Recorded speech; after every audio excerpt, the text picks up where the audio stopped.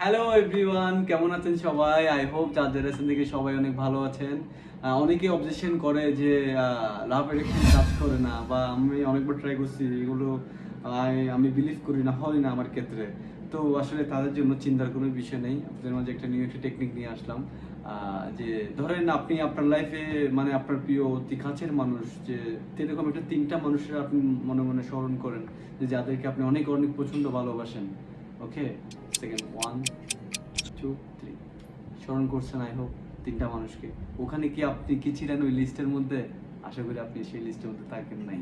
তো ভাই, আপনি যখন নিজেকেই ভালোবাসতেছেন না ভাই, আপনি কিভাবে মানে সেটা আশা রাখতেছেন যে সৃষ্টিকর্তা মানে আপনাকে যে লাভের সামনে যা চান আপনি তা দিবে, বা ওনার থেকে এই সময়টা কই যে আপনি যা মানে আপনাকে সে ভালোবাসবে? হ্যাঁ।